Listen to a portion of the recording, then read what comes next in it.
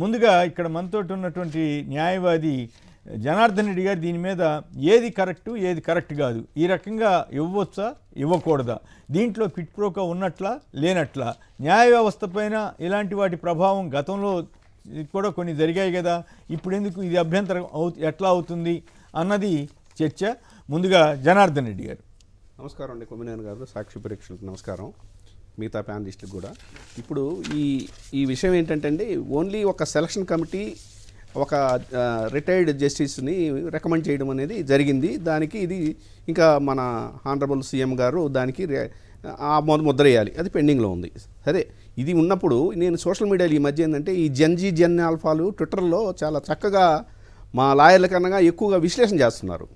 ఇక్కడ జరిగింది ఏంటంటే పొరపాటు అన్నామా, లేదా గర్భపాట, లేకపోతే ఆంధ్రప్రదేశ్ ప్రజలకి, లేకపోతే ఇది కావాలని చేశారనేది చట్ట స్వరూపమే మార్చారండి. ఎలా అంటే చట్ట సవరణలో చేయకుండా ఒక హైకోర్టు చీఫ్ జస్టిస్ కన్సల్ట్ తోటే రికమెండేషన్ తోటే రావాల్సిన ఒక పేరుని ఆ హైకోర్టు చీఫ్ జస్టిస్నే ఆ చట్టంలోంచి తొలగించి రూల్స్ ఫ్రేమ్ చేశారు.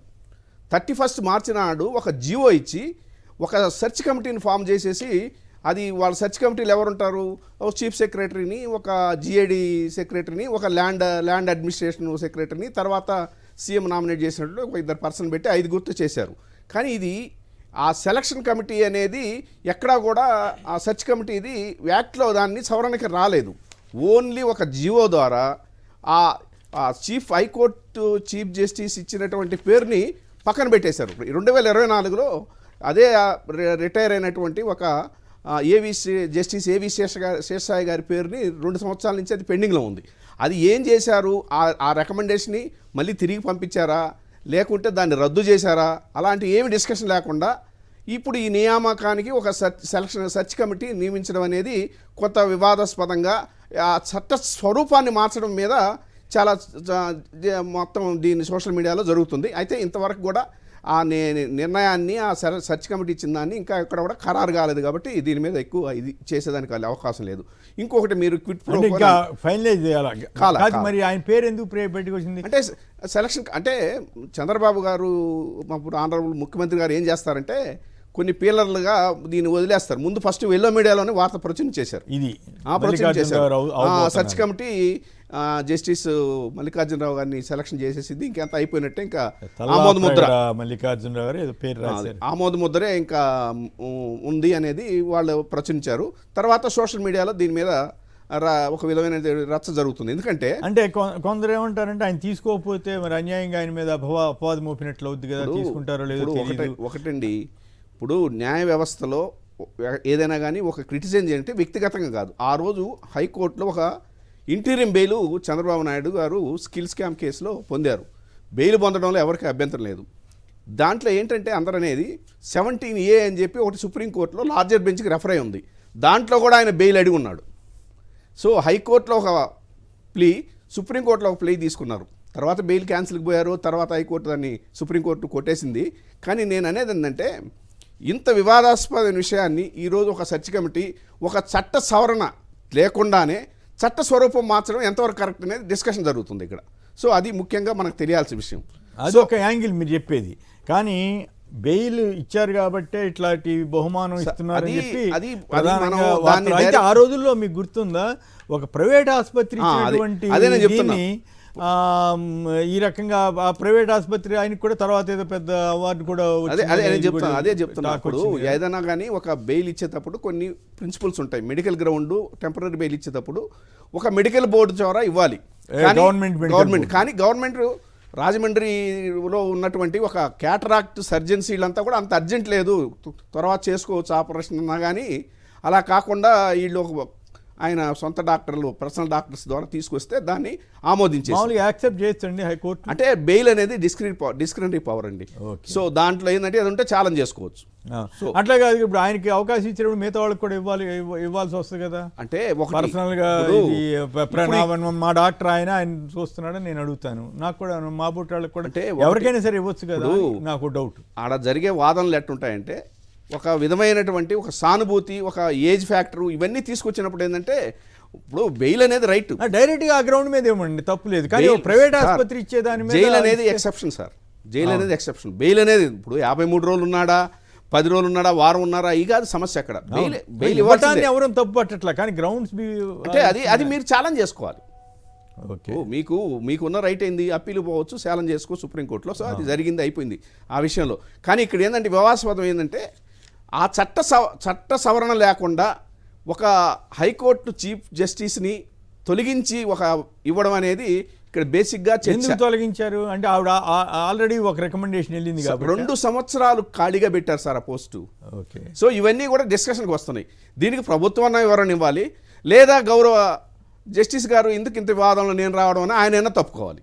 ఈ 2 విషయాలే ఈరోజు ముఖ్యంగా మనం చెప్పుకోవాల్సింది. తీసుకుంటే తప్పేముంది, తప్పే లేదు. అంటే ఇప్పుడు దీన్ని చాలా మంది అంటే అప్పట్లో చాలా విమర్శలు కూడా వచ్చినాయి. రఫేల్ కేసులో తీర్పు ఇచ్చిన కొద్ది రోజులకే ఆయన సుప్రీంకోర్టు చీఫ్ జస్టిస్ గారు రాజ్యసభ సభ్యుడయ్యాడు. ఎవరు, జస్టిస్ రంజన్ గొగోయ్. దాని మీద ఆయన వెళ్ళంగానే రాజ్యసభలో కాస్త ఎకిల్ చేయటం ఇట్లాంటివి కూడా చేశారు. ఆ చీఫ్ జస్టిసే చేసినప్పుడు మామూలు జడ్జి గారు ఎందుకు చేయకూడదు సార్, ఎందుకు తీసుకోకూడదు పదవి? నేను ఎందుకు తీసుకోకూడదు అనేది అది తప్పు పట్టలేదు, అది పవర్ ఉంది, దానికి చేయొచ్చు. కానీ ఇక్కడ చట్ట సవరణ జరగకుండా ఒక జీవో ద్వారా రూల్స్ ఫ్రేమ్ చేసి ఇవ్వడం అనేది ఇక్కడ ముఖ్యంగా చర్చకు వచ్చిన విషయం. ఇంకోటి ఏంటంటే ఇది ఆయన ఎందుకు ధైర్యం చేశాడు గౌరవ ముఖ్యమంత్రి గారంటే, చీఫ్ ఎలక్షన్ కమిషన్కి కూడా చీఫ్ జస్టిస్ ఆఫ్ ఇండియా రికమెండేషన్ని ఆయన ప్యానల్ నుంచి ఆయన కూడా తొలగించి చట్ట సవరణ చేశారు ధైర్యంగా. కానీ ఇక్కడ అలా జరగలేదు. ఒక జియో ద్వారా వాళ్ళు పెట్టడం అనేది ఇక్కడ ఆసక్తికరంగా ఉంది. మరి ఇది కిట్ ప్రో అనే దాని మీద ఇప్పుడు జడా శ్రావణ్ గారు వీళ్ళంతా తీవ్రంగా విమర్శించారు. ఒక అడ్వకేట్గా, ఒక ఆఫీసర్ ఆఫ్ కోర్టుగా నేను అలా డైరెక్ట్గా చెప్పలేను. కానీ మీరు ఆయనలే చెప్తున్నారు కదా, అదే చెప్తున్నా సార్, నేను అలా చెప్పలేను. కారణం ఏంటంటే మనకు కావాల్సింది ఏంటంటే అక్కడ ఒక ఆధారాలు కావాలి, దానికి తగ్గ ఇది కావాలి. ఆయన ఇచ్చింది బెయిల్ ఈజ్ ఎ రైట్. అవును. సో దాన్ని నేను అంగీకరించను క్విట్ ప్రోకో కింద. కానీ ఒకటి మాత్రం వాస్తవం, ఈ చట్ట సవరణ జరిగిందా, చట్ట సవరణ ఎందుకు చేయలేదు, అదే సెంట్రల్ గవర్నమెంట్ చీఫ్ ఎలక్షన్ కమిషన్ని నియమించేదానికి ఒక చట్టాన్ని సవరణ చేసి చీఫ్ జస్టిస్ ఆఫ్ ఇండియాని తీసేశారు అక్కడ. అవును. సో అలాంటిది ఎందుకు చేయకూడదు, వీళ్ళు చేసి ఉండొచ్చు. అంటే మీరు టెక్నికల్గానే మాట్లాడుతున్నారు, కానీ నైతికంగా కరెక్టా కాదా అన్న యాంగిల్లో అది మన గౌరవ ముఖ్యమంత్రి గారికి వదిలేద్దాం సార్. అదేంటి అంటే ఆ ఇద్దరికి వదిలేద్దాం. అది ఎందుకంటే భయం అని కాదు, చట్టంలో ఉన్న పాయింట్లో నేను అట్ట క్విట్ ప్రోకో అని చేశారని నేను అనడం కరెక్ట్ కాదు. శ్రావణ్ గారు వాళ్ళు ఇదే, ఆయన ఒక రాజకీయ పార్టీకి అధ్యక్షుడు కాబట్టి ఆయన మాట్లాడొచ్చు నిజంగా. కానీ నేను యాజ్ ఎ కోర్ట్ ఆఫీసర్గా నేను ఐ కాంట్ అలాంటివి నేను చెప్పలేను. ఎందుకంటే చెప్పకూడదు కూడా. ఎందుకంటే అది ఒక జరిగిన లోపం నేను టెక్నికల్గా లీగల్గా చెప్పగలను, కానీ దీని మీద ఒక అపవాదం ఇంకా కన్ఫర్మ్ కాలేదు. అదే చెప్తున్నాను, ఇంకా టైం ఉంది కాబట్టి ఇద్దరులో ఎవరు సవరించుకున్నా కానీ అది న్యాయబద్ధంగా ఉంటుంది. కానీ నేను అనుకోవడం, మీరేం సలహా ఇస్తారు, తీసుకోమని చెబుతారా? తీసుకోలేదండి, వద్దు. ఎందుకంటే చట్ట సవరణ చేయకుండా జీవో ద్వారా ఒక చీఫ్ జస్టిస్ ఆఫ్ హైకోర్టు ఇచ్చినటువంటి దాన్ని పక్కన పడేయడం, ఇంకొక అదే ఇప్పుడు ఎవరైనా ఉండొచ్చు దాంట్లో రిటైర్డ్, అది జరిగింది. ఇంకొక విషయం ఏంటంటే దీంట్లో లోకాయుక్తలో కర్ణాటకలో చీఫ్ మినిస్టర్ కూడా ఆ పరిధిలోకి వస్తాడు, కానీ ఆంధ్రలో రాడు. అక్కడ హెడ్గే అనుకుంటా రాజీనామా చేశారు ఒకసారి. యడ్యూరప్ప గారు రాజీనామా చేశారు. సో దాంట్లో ఏంటంటే వాళ్ళు ఇది ఓన్లీ రికమెండేషన్ బాడీ అండి లోకాయుక్త. అక్కడ ఏంది ఎన్ఫోర్స్మెంట్, సంబంధించి మాత్రమే. వాళ్ళకి ఒక పోలీస్ స్టేషనే ఉంది అక్కడ. వాళ్ళు ఎవరినైనా రిమూవ్ చేయొచ్చు. అలాంటి అధికారాలతో ఉన్న సంస్థ పెద్ద. అలాంటి సంస్థను తీసుకొస్తే చంద్రబాబు నాయుడు గారిని, గౌరవ ముఖ్యమంత్రి గారిని అందరూ పొగుడతారు. అట్లాంటి తీసుకురావాలి సవరణ చేసి. కాదు పొగుడతారండి, సీఎం మీద కంప్లైంట్ పెట్టి ఆయన భలే వాళ్ళే, ఆయన కేసులో ఆయనే విత్డ్రా చేయించుకుంటా ఉంటే ఆయన కొత్త సంక్షోభంలో తీసుకెళ్ళమంటారు. ఆయన ఎందుకు వెళ్తాడు? ఆయన తెలియదు కదా. పురుషోత్తమ్ రెడ్డి గారు ఏమంటారు? పురుషోత్తమ్ రెడ్డి గారు 1-2 పాయింట్లు ఇక్కడ. ఒకటి టెక్నికల్గా తప్పు జరిగింది అనేది ఒకటి, ఏది చట్టం చేయకుండా జీవో ద్వారా సీజేని తప్పించి రూల్స్ మార్చి చేశారు. 2 క్విట్ ప్రో అవుతుందా అవదా? క్విట్ ప్రో కాకపోవచ్చేమో అనేది వీరి అభిప్రాయం. కానీ కొంతమంది లాయర్లు ఓపెన్గానే క్విట్ ప్రోకో అంటున్నారు, బెయిల్ ఇచ్చారు కాబట్టి ఇట్లా వచ్చిందని. ఆ బెయిల్ ఇచ్చిన తీరు మీద కొన్ని అభ్యంతరాలు ఉన్నాయి. సో ఓవరాల్గా దీని మీద మీ విశ్లేషణ ఏమిటి? నమస్కారం. నేను నైతిక విలువలే మాట్లాడతాను. లీగల్ పొజిషన్ వారు చెప్పారు. అంటే ఈ మధ్యకాలంలో పేరు మర్చిపోయాను, సుప్రీంకోర్టు ప్రజెంట్ జడ్జి గారు జడ్జీల నియామకం పైన, కొలీజియం పైన కొన్ని కామెంట్లు చేశారు.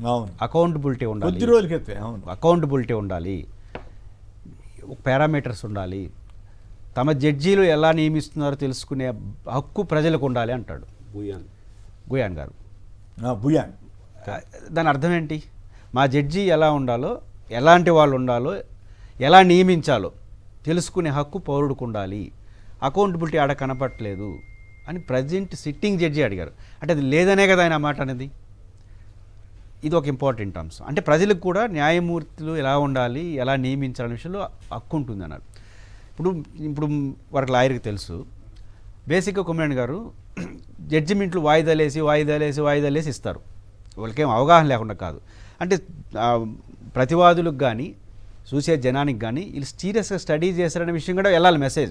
రాజశేఖర రెడ్డి గారు ఎప్పుడు చెప్తారు, ఎలా పరిపాలిస్తాం అనేది కాదు, ఎలా జనం కూడా ఎట్లా అనుకుంటున్నారు ఇది ఇంపార్టెంట్, పరిపాలించేవారికి పాలసీలు. కాబట్టి ఈ విషయంలో వారు జడ్జిమెంట్ వాళ్ళ విశేషణ అధికారం, స్కిల్ డెవలప్మెంట్ కేసులో యాజ్ పర్ రూల్ ప్రకారం వాళ్ళు ఇచ్చుండొచ్చు, దాన్ని ఎవరు ప్రశ్నించట్లేదు. ఆ కేసులో ఉన్న వాళ్ళని ఇవ్వడం ద్వారా ఒక ప్రజలకు ఒక అనుమానం వస్తుంది కదా, ఇది అభ్యంతరకరం. సమాజంలో నైతిక విలువలు ఆయన మంచివాడే ఉండొచ్చు, ఆయన స్థాయిని ఉండొచ్చు, కానీ డౌట్ ఆయన ఇచ్చిన తీర్పుని ప్రశ్నించట్లేదు. అంటే తీర్పును ఆ రోజుల్లో ప్రశ్నించారు. హైకోర్టుకి వెళ్తాం, ఇచ్చిన దీన్ని ఎట్లా హైకోర్టుకి వెళ్తాం, అనేది ఒక ప్రశ్న. హైకోర్టుకి వెళ్తాం. తీర్పుని ఆపాదించకూడదు, దురుద్దేశాలు ఆపాదించకూడదు, తీర్పుని ప్రశ్నించకూడదు అని ఎక్కడ లేదు. తీర్పుని ప్రశ్నిస్తే మనం సవాల్ చేస్తున్నామంటే ప్రశ్నించినట్టే కదా, హైకోర్టుకి వెళ్తున్నామంటే సవాల్ చేసినట్టే కదా. ఇప్పుడు కాబట్టి నా పాయింట్ ఆఫ్ వ్యూ ఏంటంటే ప్రజలకు ఒక రైట్ సిగ్నల్ ఇవ్వాలి, నైతిక విలువలు ఉండాలి. నైతిక విలువలు అంటే నియమించిన ఆయన స్థాయి తక్కువ అని కాదు, నియమించిన వాళ్ళ స్థాయి తక్కువ అని కాదు, నియమించబడిన వ్యక్తి స్థాయి తక్కువ అని కాదు. ప్రజలు అట్లాంటి కేసుల్లో ఇచ్చిన వాళ్ళని పెట్టుకోవడాన్ని ఎట్లా తీసుకుంటారు? ఒక రాంగ్ మెసేజ్ వెళ్తే వ్యవస్థల పైన ఇట్లా ఉంటుందనే మెసేజ్ వెళ్తే నమ్మకం కోల్పోవడం కరెక్ట్గా. అంటే ఇక్కడ నాకు ప్రశ్న ఏంటంటే, రఫేల్ కేసులో చీఫ్ జస్టిస్కి తీర్పు ఇచ్చిన కొన్నాళ్ళ తర్వాత రాజ్యసభలో కాంగ్రెస్ వాళ్ళంతా కాస్త ఎందుకు ఇప్పుడు నిన్న మాట్లాడిన జడ్జి గారు ప్రశ్నించారు, ఆ రాజ్యసభ సీట్ ఇవ్వడాన్ని ఆయన కూడా ప్రశ్నించాడు. ఎక్కడ ఈ మధ్యకాలం ప్రశ్నించాడు ఒక సమావేశంలో. అంటే ఇది కరెక్ట్ కాదా, జస్టిస్ దీన్ని కూడా ప్రస్తావించాడు. అంటే అకౌంటబిలిటీ ఉండాలి, ప్రజలు నమ్మాలి మనం కరెక్ట్గా ఉన్నామని అనేది చాలా పర్ఫెక్ట్లీ కరెక్ట్. తీసుకుంటారా తీసుకోరా, టెక్నికల్గా ఏమవుతుంది, కిట్ ప్రోక్ అవుతుంది ఏమని కాదు. ఈ సిస్టంలో ఈ విలువలు పాటించకపోతే నియమించిన వాళ్ళకి గౌరవం ఉండదు, నియమించబడిన వాళ్ళకి గౌరవం ఉండదు, చూసే సమాజం ఒకసారి ఇట్లే ఉంటారు వాళ్ళు అని అనుకుంటే ఆడికి అయిపోయింది కదా. ఇప్పుడు చాలామంది, ఇప్పుడు మేము అనలిస్టులుగా ఉంటాం, ప్రభుత్వాన్ని విమర్శిస్తే మాకు ఆపాదించట్లేదా? మీకు మాత్రం స్వేచ్ఛ ఉండొచ్చా? కామెంట్లు పెడతాం అంటే మీకు స్వేచ్ఛ ఉండొచ్చు. అనలిస్ట్కి విమర్శించే హక్కు ఉంటుంది. ఎవరిని ఇప్పుడు ప్రజలకి నువ్వు అనలిస్ట్గా చెప్పుకున్న తర్వాత పద్ధతిగా మాట్లాడాలని మమ్మల్ని అడుగుతున్నారు కదా, జర్నలిస్ట్గా మిమ్మల్ని అడుగుతున్నారు కదా, అది వ్యవస్థలకు ఉండదా?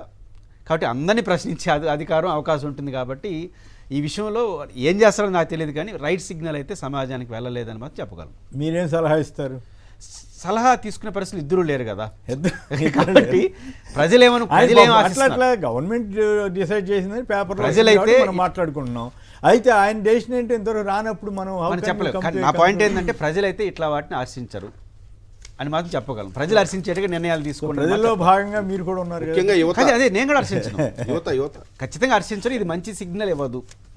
ఇప్పుడు వారి స్థాయిని తగ్గించట్లేదు, నియమించే వాళ్ళకి ఏరే ఆపాదించట్లేదు. రైట్, మీరు కూడా మాట్లాడతారా దాని మీద? సాక్షి టీవీ ప్రేక్షకులకి అందరికీ ముందుగా నా ధన్యవాదాలండి. ఆంధ్రప్రదేశ్ రాష్ట్రంలో ఆగస్టు 14న ఒక ముఖ్యమంత్రి గారి అధ్యక్షతన ఒక సెర్చ్ కమిటీ ఒకటి ఏర్పాటైంది.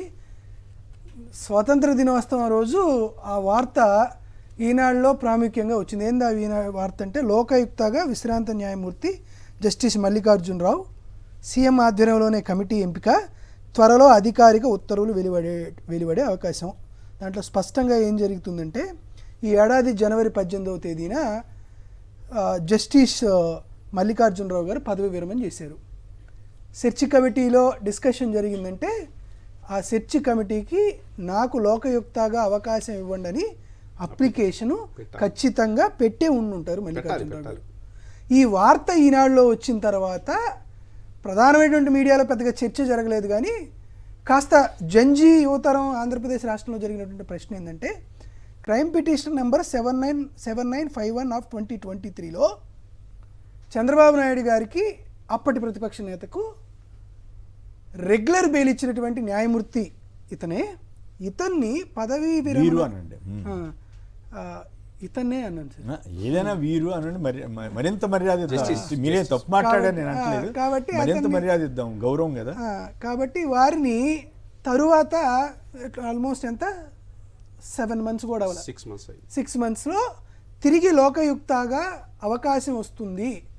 ఇది నైతికత కాదా అనేది ప్రధానమైనటువంటి సమస్య. That's the simple issue. ఎందుకు ఈ మాట చెప్తున్నామంటే 14వ లా కమిషన్ ఒకటి ఏర్పాటైంది, ఇంత పెద్దలు ఉన్నారు కాబట్టి. 14వ లా కమిషన్ ఏం చెప్పిందంటే ఎవరైనా న్యాయమూర్తిగా పనిచేసిన తర్వాత కొన్నిసార్లు ప్రభుత్వానికి వ్యతిరేకంగా, కొన్నిసార్లు ప్రభుత్వానికి మద్దతుగా వచ్చేటువంటి తీర్పులు కొన్ని ఉండొచ్చు. కాబట్టి 14వ లా కమిషన్ ఏం చేసిందంటే ఒకవేళ రిటైర్ అయిపోయినటువంటి జడ్జెస్ గారిని తిరిగి ప్రభుత్వంలో ఏదైనా ఉన్నత స్థానాల్లో అవకాశం కల్పించాల్సినటువంటి ఆవశ్యకత ఏర్పడితే ఒక కూలింగ్ ఆఫ్ పీరియడ్ ఉండాలి. 2 ఏళ్ళని నాకు గుర్తు, అదే ఒక 2 రోజులు, 2 ఏళ్ళ 3 ఏళ్ళ అయినా కానీ 2 years అని నాకు ఉండాలి అనేది 14వ లా కమిషన్ చెప్పింది. దాంతోపాటు justice RM Lodha and justice Madhu Nair అనేటువంటి ఇద్దరు కూడా ఇది ప్రజాస్వామ్య పద్ధతిలో ఉండేటువంటి ఏదైనా ఒక దేశంలో ఒక సెంటెన్స్ ఉంటుంది ఏంటంటే మనం న్యాయం చేస్తున్నామనే కాదు, న్యాయం చేస్తున్నట్టు కూడా కనిపించాల్సినటువంటి అవసరం ఉందనేది సుప్రీంకోర్టు యొక్క ప్రధాన రూలింగ్. కాబట్టి ప్రజాస్వామ్యంలో ఉండేటువంటి అంశం అంటే ప్రశ్నలు అడుగుతుంది చంద్రబాబు నాయుడు గారు నేరుగా మీకు రెగ్యులర్ బెయిల్ ఇచ్చినటువంటి వ్యక్తికి మీరు లోకాయుక్త పదవి మీ అధ్యక్షతను ఉన్నప్పుడు కనీసం ఒకవేళ మేమెవరూ ఆయనకి దురుద్దేశాలు ఆపాదించట్లా, ఆయన నిజాయితీని కానీ నిష్పక్షపాతంగా వ్యవహరించిన వైఖరిని మేమేమి మల్లికార్జునరావు గారికి దురుద్దేశాలు ఆపాదించట్లా, డౌటే లేదు అందులో. అయితే కనీసం ఒకవేళ చంద్రబాబు నాయుడు గారికి బెయిల్ ఇవ్వడమే ఆయన అర్హత అని కూడా మనం చెప్పట్లా. ఒకవేళ జస్టిస్ మల్లికార్జునరావు గారు మీకు అప్లికేషన్ చేశాడు, అప్లికేషన్ మీ దగ్గర ఉంది, దానిపైనే రివ్యూ జరుగుతుంది, చేసేది ఎవరు? చంద్రబాబు నాయుడు గారు, అనిత గారు, అయ్యన్న పాత్రుడు గారు.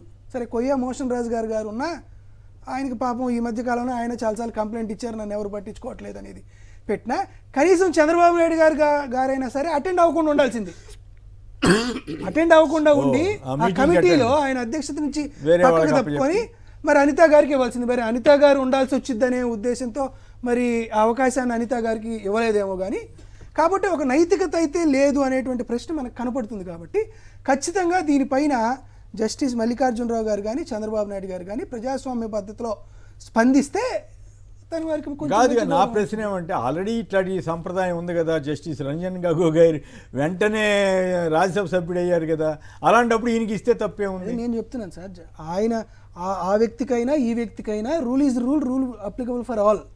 అయితే చీఫ్ జస్టిస్ కే బీజేపీ ఆధ్వర్యంలోని ప్రభుత్వం ఎన్డీఏ కూటమి ఇచ్చిన అయితే ఇక్కడ ఇది రూల్ ప్రకారం ఉండేది కాదు sir.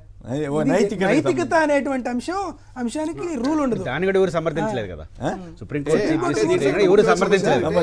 Chief justice of AP ఇచ్చినటువంటి రికమెండేషన్ ఏమైంది అనేది ఇది కీలకమైన పాయింట్. 2 ఏళ్ళు దాన్ని వేకెంట్ గా పెట్టి కోసమే పెట్టారా పేర్లు రాయలేదు. మీరు చెప్తున్నారు జస్టిస్ ఏబీ శేషాయ్ గారు, ఎందుకు మాకు తెలుసు హైకోర్టులో శేషాయ్ గారి పేరు పంపించారు, మరి ఆయన ఎందుకు ఇవ్వలేదు? ఆయన కాంట్రవర్షియల్ కాదు కదా సార్. ఒక హైకోర్టు జడ్జి అయినప్పుడు దానికి మనం కాంట్రవర్షియల్ ఆపాదించడం కరెక్ట్ కాదు. 2 ఏళ్ళు ఆయన్ని ఇచ్చినట్టుగా ఒక రికమెండేషన్ వస్తే అసలు ఇప్పుడు ఆ చీఫ్ జస్టిస్ ఏపీనే యాక్ట్లో సవరణ చేయకుండా రూల్స్లో సెలక్షన్ కమిటీని పెట్టేసి నేరుగా ముఖ్యమంత్రి గారు చేసేయచ్చు అని చెప్పి రూల్స్ ఫ్రేమ్ చేస్తే ఇంకా దాన్ని మనం ఏమనాలి? దీనివల్ల చంద్రబాబు గారికి ఏమి డ్యామేజ్ అవ్వదంటే నైతిక ప్రశ్న వస్తుంది కదా. సమస్య ప్రజలు ఇప్పుడు నాగార్జున గారు చెప్పినట్టు న్యాయం చెప్తున్నాం అని కాదు, న్యాయం చెప్తున్నట్టుగా ప్రజలు అనుకోవాలి. మేము అనుకోకుండా చేస్తామని అనుకోండి, జనం కూడా అనుకుంటారు. జనానికి ఇంకో మార్గం ఉంది. ఏం జనం జరిగినట్టు చూస్తా ఎందుకు చూడరు? వాళ్ళకి సమయం వచ్చినప్పుడు కొట్టేస్తారు. ఓకే, ఎన్నిసార్లు కొట్టలేదు అట్లా. రైట్.